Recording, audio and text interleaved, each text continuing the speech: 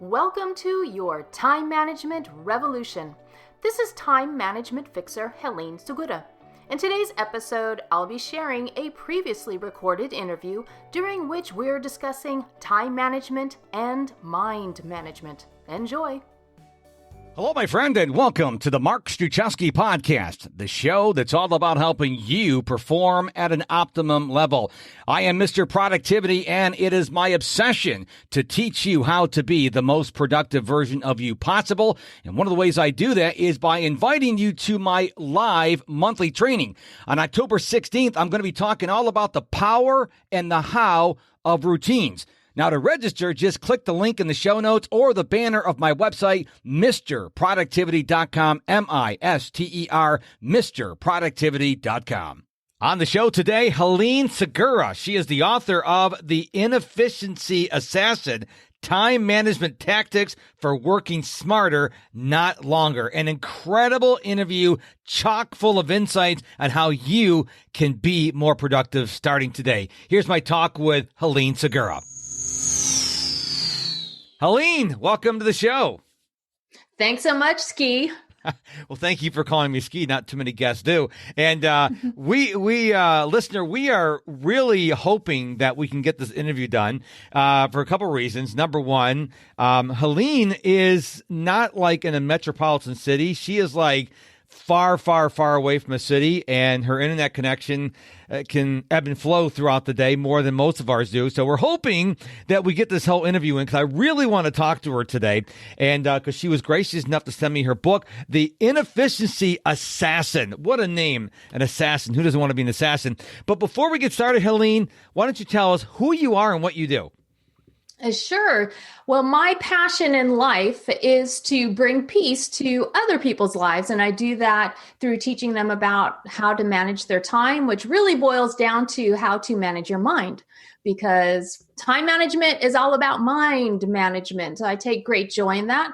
When I am not working, then I am experimenting with recipes. And pre-COVID, I was planning the next summer vacation. So, that came off the grid this past year, but we're hopeful that we can travel again next summer. Yeah, well, it is right now September 22nd, and my wife and I were supposed to go to my hometown of Rochester, New York in August. Newsflash, that didn't happen because they have a 2-week quarantine, and we are only going to go a week, so I'm not going to go up there for 2 weeks, quarantine, and visit for a week. I don't have 3 weeks off like that. I mean, I work for myself, but it's too many things to move around. So we're hoping to go in the spring. And we are under some crazy times right now during this zombie apocalypse pandemic. But it's very interesting. You talk about the management of the mind, because one thing I hear from my clients, I'm sure you hear from yours, like, I don't have enough time. I don't have enough time. And we know that everyone has enough time. Let's face it, everyone on this planet has the same 24 hours to spend. And if you look at the high performers, a Brendan Burchard, a Tony Robbins, Oprah Winfrey, Mark Cuban, why do they get so much done? They don't have more hours. Is that they are very intentional about how they spend their time. But I love how you talked about management of the mind. So elaborate on that for us, please. Well, our brains decide how we're going to spend every single second of every minute of every hour of every day. And if our brains are not in good condition, then we're not going to make those good decisions about our time. If we're distracted, if we are running on autopilot, if we are not truly present and thinking about what we want our next step to be, then it's going to be a lot tougher to manage our time. Distractions is something I deal a lot with my clients. And the top 5 distractions I list, and I'd love to know what your thoughts on these, or if you have any others, is email, social media. I put entertainment as a separate entity because now we have games, we have streaming services, then I have people, and the last distraction I have is us, our individual selves. So those are my top 5 distractions. Would you add anything to those? I think all of the distractions that my clients deal with would fall into one of those categories. And especially the fifth one you mentioned, which I call self-interruptions or self-distractions. Just like you said, it comes down to us when we're not fully present, or we've got all of these worries or anxieties floating around in our subconscious, and we allow those to interfere with what we want to happen in our conscious. Yes. And I always tell people the biggest secret to being more productive is you got to switch from being reactive, which is playing that old carnival game whack-a-mole, and being proactive. Notice how proactive and productive start with the same three letters. You've got to be productive and you got to be proactive to be productive. So many people, as you know, they're just winging it throughout the day. Well, I'm not going to plan my time. Whatever happens, happens. And then they get at the end of the day and like, man, I'm tired, but what did I do today? Because they had no plan. They just went from one thing to another. And you and I both teach our clients that is not a recipe for success. Right, exactly. And I work with a lot of clients who initially start out saying, well, I can't have a plan. I can't have that much structure because it never works. And I never finish my to-do list. Plus, I'm going to get all of these fires that I need to put out. So why have this plan? But once they wrap their brains around the fact that you can have a plan, but you don't need to structure out every single minute of the day. You can allow room for those so-called fires, or sometimes they're opportunities. They're not always a bad disruption. They can be a great disruption as well, but you allow space for that in there. And like you were saying, you want to be proactive so you can be productive. And I'm going to throw out a word that doesn't start with pro, but if you can't be proactive because you had absolutely no idea that a situation was going to occur, you can still respond instead of react. So you're taking a few seconds to decide in that moment, do I need to answer everything in the order that I received it? Or should I go ahead and choose what's going to be a priority and work on that first? I love that. And I want to skip back to something you said about to-do lists, because I'm a big fan of to-do lists, but I think people are using these to-do lists as like, I'm just going to throw it on a to-do list, which is okay because, as you and I know, get it out of your head. The worst place you should keep things is in your head. But the problem is you shouldn't just throw it on there willy-nilly. You should take a few seconds and go, what I have to put on my to-do list is going to take about 25 minutes. Let me put that on my calendar instead. See, people are just throwing things in the to-do list, but let's say you're going to say, I have to write an email tomorrow. Well, that shouldn't, if you're going to write an email list for your subscribers, that shouldn't go on your to-do list. That should go on your calendar because it's going to take more than a minute or two. So I want people just to stop for a few seconds. Give yourself a pat in the back if you're getting the things out of your head on the to-do list. Great. But I want you to take the next step. I want you to stop and think before you put it on the to-do list. Don't just put it there and maybe you'll remember it. Maybe you'll look at it. Think about, can I put this on my calendar? Or let's say I want to reach out to Helene and say, Helene, when do you want to go for coffee? Okay. And then so my to-do list would be reach out to Helene and find out when she's available for coffee. And then when she says, hey, Friday at 2, that Friday at 2 goes on my schedule. Okay. So, but I want you just to stop just for a second or two and just don't put it on the list. Think about it. And I want you to really be intentional because I know people, I've got a client of mine, they've got so many things on the to-do list. They're never going to get them all done. There's too many on there. And you need to stop before you start putting things on your to-do list. Because if you fail to do that, the issue you're going to have is you're going to have an overwhelming amount of stuff on your to-do list, which is going to get you frustrated, which is going to get you procrastinating, which is the exact opposite of being productive. Right, exactly. And you make several excellent points, obviously, because you know what you're doing, but you hit the nail on the head with people leaving out the time estimations. Because so many times they are just doing a mind liberation. Let's get this out of my head while I'm thinking about it. And by slapping it on a list without that time estimation, so many times they're setting themselves up for failure already because they have 15 hours worth of to-dos on that list. And yet they only have 4 open hours the next day in between all of the appointments they already have. So it's really frustrating when you don't get to reach the end of your basically unrealistic to-do list. And then like you were saying, if it's going to take more than a few minutes, you want to make sure that you get it onto your calendar. For those folks who are paper-based, there's nothing wrong with at least penciling in the plans that you have, and you can erase it later, but at least it doesn't fall off your radar. And of course, if you have that digital calendar, you can just slide things around if a super important opportunity comes up and you need to bump writing that newsletter that you mentioned to another day. What I tell people to do is, here's how I approach planning. And I suggest people at least think about this. And I'd love to know your thoughts on it. The first step to planning is to figure out how many hours you're going to work tomorrow. Okay. So, I'm going to work 8 hours tomorrow. Okay. 8 hours. I already have 3 hours on my schedule. So we'll keep this math really simple. 8 minus 3 is 5. So you've got to account for 5 hours tomorrow. But I don't want you, to your point earlier, I don't want you to schedule every minute. Now, I would put time for social media. I put time for content creation, but put a time there for break or for lunch or for going for a walk or meditating. I see so many people do exactly what you said earlier. They just have every minute scheduled throughout the day. What happens when that call runs late, which it will, or you lose internet, or you lose power, or something happens, your toilet overflows, something like that. If you schedule every minute in the day, you have no breathing room. And I tell people, if you ever gone over a bridge, you'll notice right before you get in the bridge, there's like the zipper-like thing at the very beginning of the bridge and over the course of the bridge. That is so the bridge can contract and expand. Okay. Mm-hmm. You need to build that in your schedule. And it's like leaving some white space for that call that runs late or something else happens. If you don't do it, as soon as something happens, and Helene, it will happen. Now you're in a panic because now your schedule is off the rails.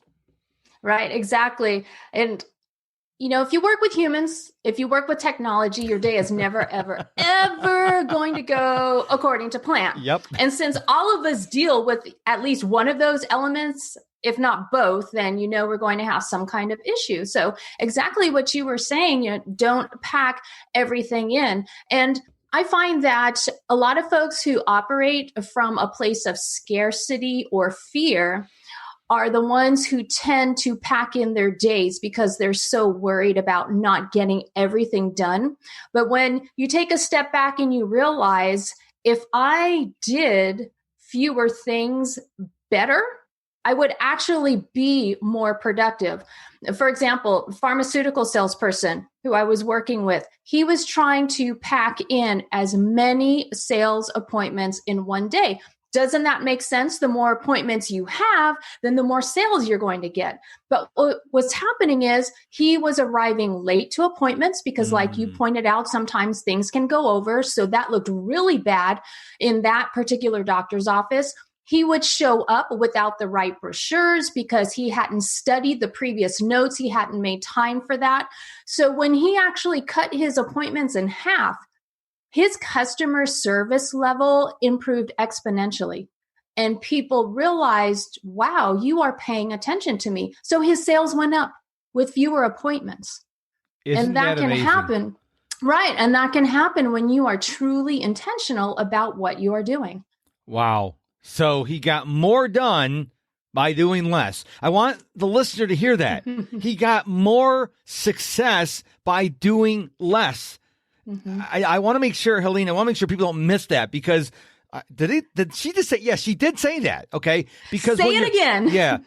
When you rush, you're going to forget things. How many times you're rushing out of the house late for an appointment and you get there and you're like, oh, I forgot something. If you would allowed yourself some time, you just say, okay, do I have 1, 2, 3? I got everything. Okay. But when you're rushing, you're going to forget things. If you're rushing from appointment to appointment, and we didn't even talk about the elephant in the room with this guy, traffic. He can't predict. I mean, I'm sure he doesn't in Star Trek. We can beam from appointment to appointment. So he has to pull out of one parking lot, get on the street, get the directions, go to the other place, find a parking spot, park his car, get in the elevator, go up to the floor. I mean, all these things, people don't even think about that stuff. It's a lot. Right, exactly. I'm just tired listening to all those different steps. However, by understanding that those different steps exist, then you can better plan for your time. Even just allowing an extra 3 minutes, arriving early and getting centered. for your Yes. appointment, just pausing. And as Americans, we tend to have this philosophy that we're not doing anything unless we're moving around physically. That's why we feel like we're doing something when we're Yep. texting because our thumbs are moving, or we feel like we're doing something when we're typing an email because our fingers are moving. But sometimes the best form of doing is just pausing and thinking, because thinking is doing, and that's going to help you better plan. Hey there, it's Mark. I just wanted to hop in here real quick to invite you to check out my website, MrProductivity.com, for the date of my next live training to get my top 5 productivity tips and so much more. It all happens over at MrProductivity.com. I believe, and you can ask my wife this, I believe that being on time is 5 to 10 minutes early. I want to be there. I don't want to be rushing in and out of breath. I want to be calm. I want to, like, when I used to make sales calls, I want to go to the restroom because I have a bald head. You can't see this. Helene and I are on video, but you're listening to an audio podcast. I have a bald head. And if I'm rushing in because I'm a little late or if it's raining outside, I have to go to the restroom so I can dry off my head and I can calm down and catch my breath, because you don't want to go in the office and go, hi, I'm here to help you. It's like, who? What? Wait, stop. It's not a good impression. So, like Helene said, get there a little early.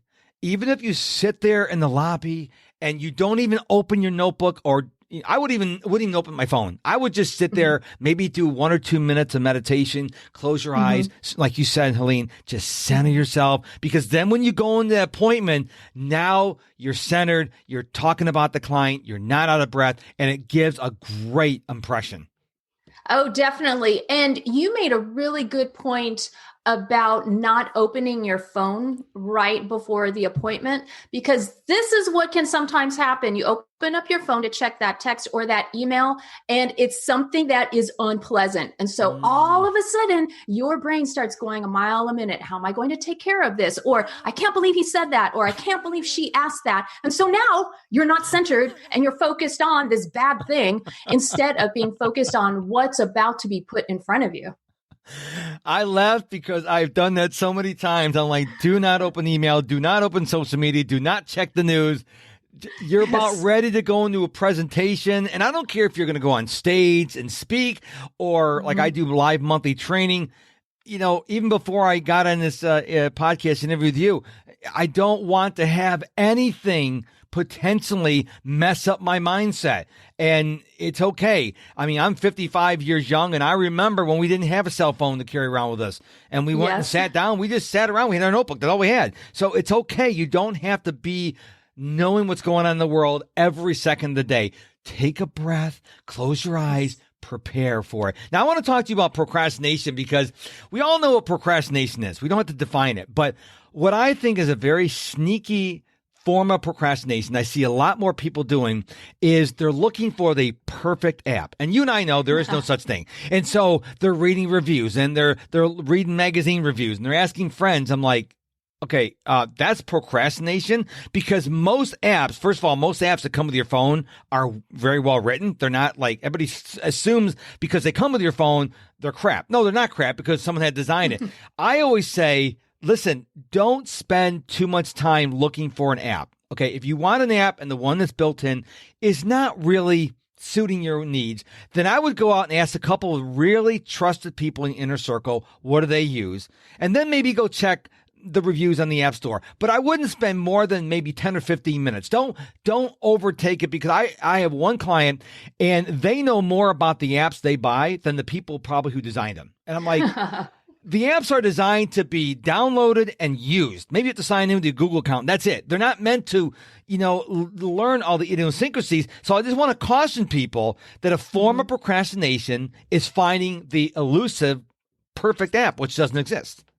Exactly. The perfect app or the perfect calendar even. I get those questions, what calendar should I be using? Well, the one that you're going to actually utilize and check multiple times per day. And I realize that sounds kind of snarky, but Mark, you're exactly right that that is a procrastination tool, is to spend so much time researching, so much time looking for that perfect product, when the only perfect product is going to be the one that you actually use. And then to add on to what you were saying about spending a limited amount of time, maybe it's 10 to 15 minutes, maybe 30 minutes max, go ahead and set that timer. But Yes.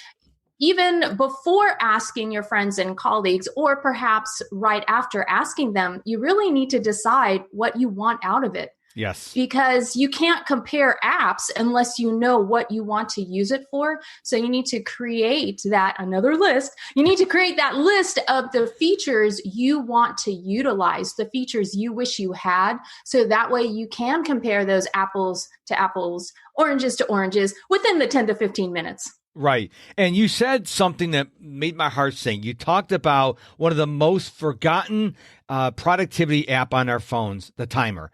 This poor app, it doesn't get the love it deserves. And I tell people, if you want to go on social media, set your timer. Okay. We use the timer for cooking things or preheating the oven, but the timer is such an incredible productivity tool. I'm trying to get the people out there, use your timer. Don't go buy an app. You already have a timer on your phone. Use that. If you want to go look for an app, set your timer for 15 or 20 minutes or 30 minutes.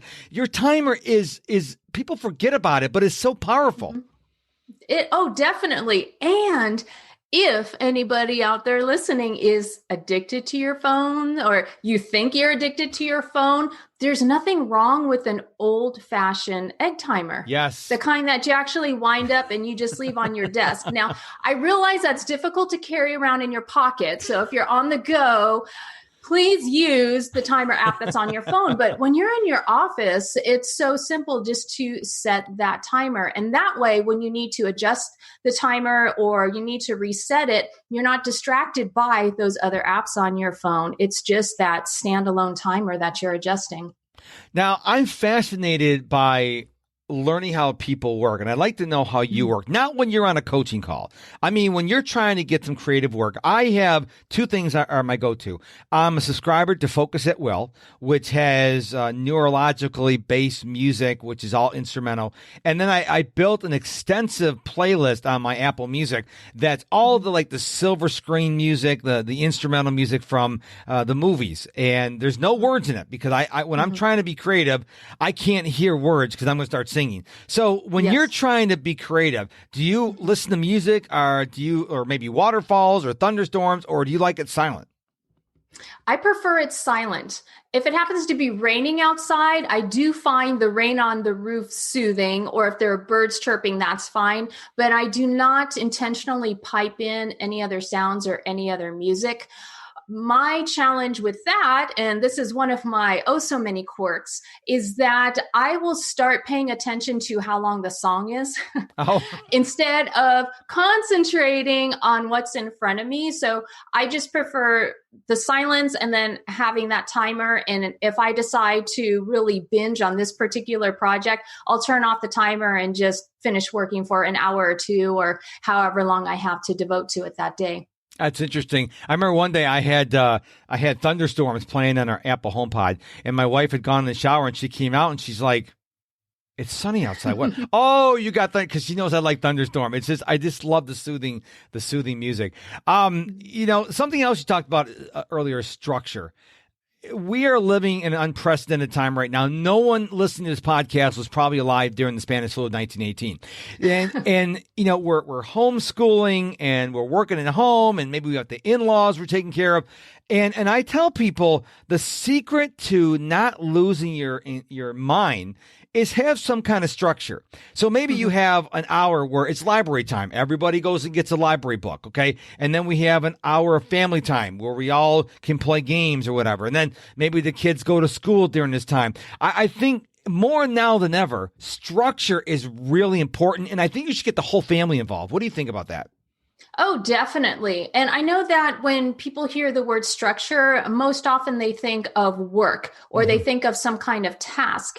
And when you realize that structure can also apply to fun and relaxation, you actually can create more time for those kinds of things. So it's not like the day has to be structured out because I need to do this task and I need to do this chore or I need to finish this work project. Exactly like you said, let's have some family time or let's have some library time or everybody gets a segment of me time. You just go do whatever you want in your room, have some alone time. Well, I should say anything legal in your room because some folks have teenagers. Yes. Yes, but it's very important. And if you feel like you need a breather and you don't want to be quote unquote so structured, then just structure your mornings at least. So you know you're going to get things done, or just structure a part of your afternoon or structure a part of your evening. If you feel like, oh, all this structure all at once, it's too difficult.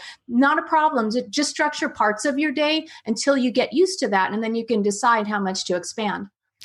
What do you know now about being efficient with your time that you wish you knew many years ago?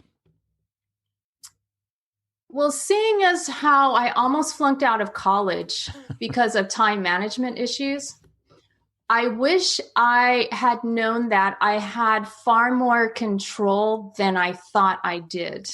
So I would take things as they came.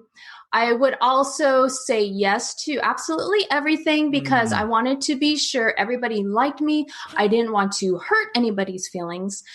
And as I grew older, I realized that's a good thing that I do want to please people, but I don't have to please them in that moment. I don't have to say the word no. I can say, yes, I'd love to help you. This is when I can help you do that. So by pausing and realizing I do have more control, I wish I had known that before I almost flunked out. So you wrote a book called The Inefficiency Assassin, Time Management Tactics for Working Smarter, Not Longer. So it's a good book. You can't see it because you're not a video listener, but Helene can see her own book. I'm assuming we can get this book at Amazon, Barnes & Noble, wherever books are sold. Yes, to all of the above. And so what prompted you to write the book? Did you see a lot of people being inefficient with your time and say, let me write a book so I can help these people?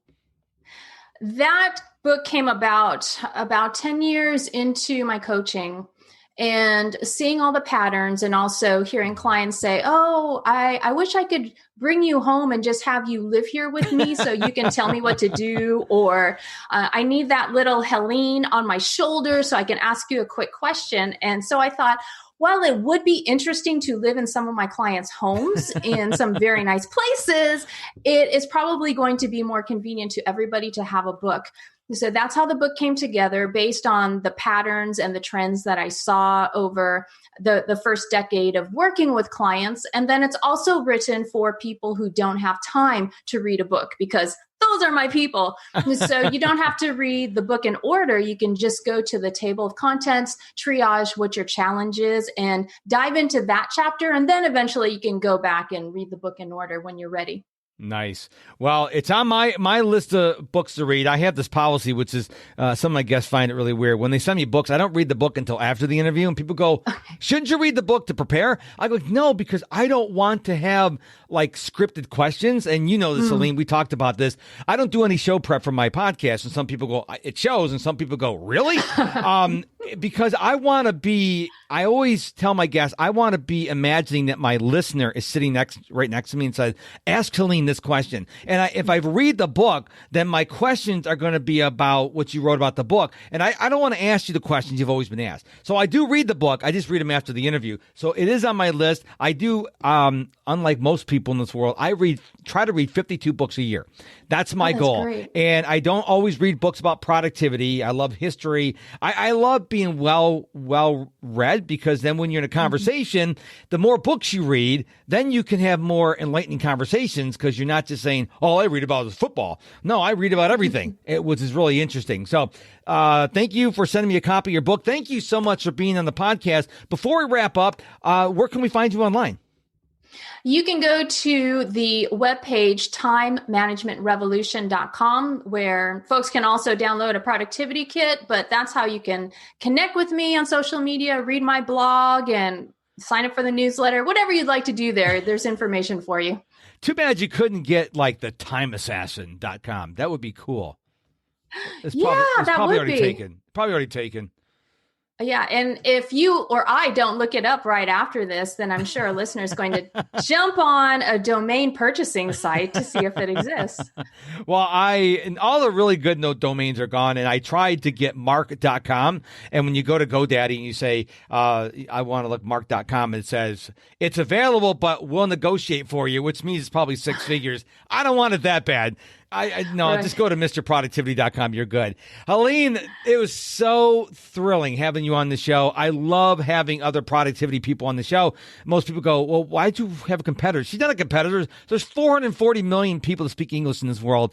Helene can't take 440 million clients. I can't take 440 million clients. There's plenty of people to go around. So I really appreciate your time for being on the show. Thank you, Internet, for not crashing on us. We got the whole episode done.